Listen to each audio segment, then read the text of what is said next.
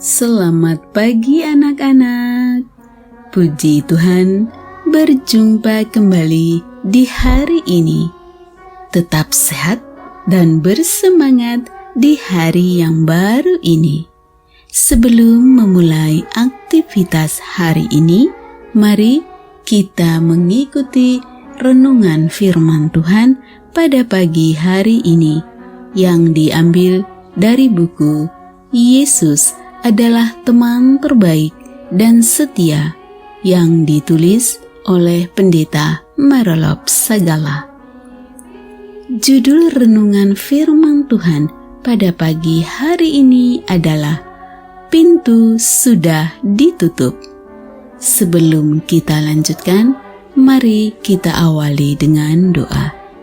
Terima kasih Tuhan Yesus untuk hari yang baru ini. Sekarang kami siap untuk mendengar firman-Mu.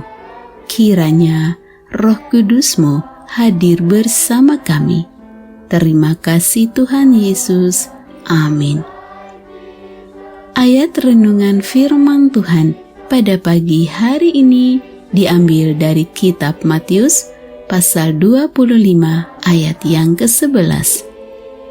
Kemudian datang juga gadis-gadis yang lain itu dan berkata, "Tuan, Tuan, bukakanlah kami pintu."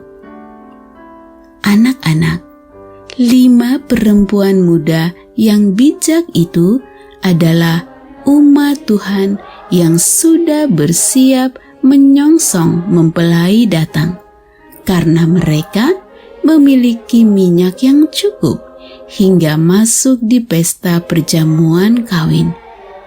Ketika 5 perempuan muda yang bodoh itu kekurangan minyak, sehingga mereka harus membeli minyak untuk cukup membuat pelita mereka hidup. Akan tetapi, waktu mereka sedang pergi untuk membelinya, datanglah mempelai itu, dan mereka yang telah siap sedia masuk bersama-sama dengan dia ke ruang perjamuan kawin. Lalu pintu ditutup. Matius 25 ayat 10. 5 perempuan muda itu bertemu dengan mempelai laki-laki dan masuk bersama-sama ke ruang pesta perjamuan. Yang dimaksud dengan mempelai laki-laki itu adalah Yesus, dan 10 perempuan muda itu adalah umat Allah yang disebut sebagai jemaat Tuhan. Ketika pintu sudah ditutup, dalam kisah perumpamaan itu artinya adalah pintu kasihan pengampunan sudah ditutup. Itulah sebabnya Yesus mengatakan dalam akhir kisah perumpamaan itu, "Karena itu berjaga-jagalah, kamu tidak tahu akan hari maupun saatnya." Matius 25 ayat 13. Tentang masa kedatangan Yesus, Dia memberikan tanda-tanda dan kita bisa tahu. Tetapi tentang hari dan saat itu tidak seorang pun yang tahu. Malaikat-malaikat di surga tidak, dan anak pun tidak, hanya Bapa sendiri. Matius 24 ayat 36. Perhatikan kelima perempuan muda itu ketika datang kemudian dan ingin masuk ke ruang perjamuan pesta.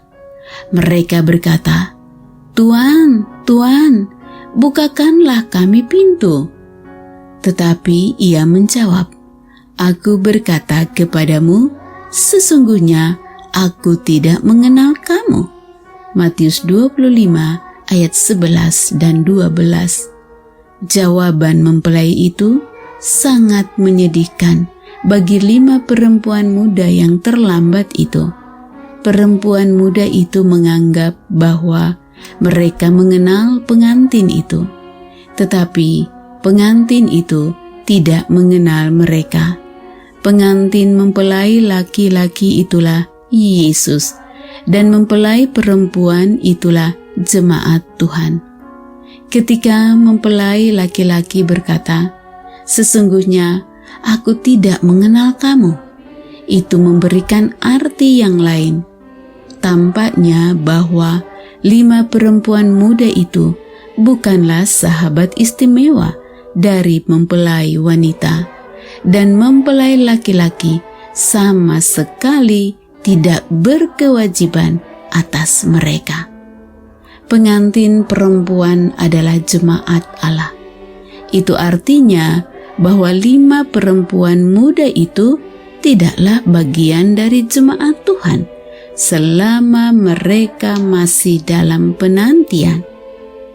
Anak-anak, ini adalah pelajaran penting bagi engkau yang mengaku percaya kepada Yesus. Engkau harus menjadi sahabat istimewa dari jemaat Tuhan yang disediakan di dunia ini. Yesus berkata, "Ada lagi padaku domba-domba yang lain yang bukan dari kandang ini. Domba-domba itu harus kutuntun juga, dan mereka akan mendengar suaraku, dan mereka akan menjadi satu kawanan dengan satu gembala."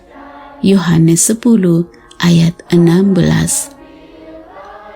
Demikianlah renungan firman Tuhan pada pagi hari ini.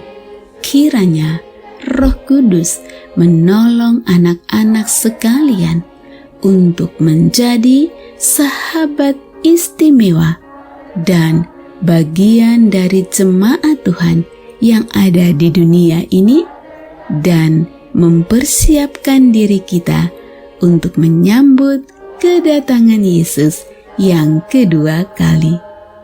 Kiranya Tuhan Yesus memberkati dan melindungi anak-anak sekalian pada sepanjang hari ini. Amin.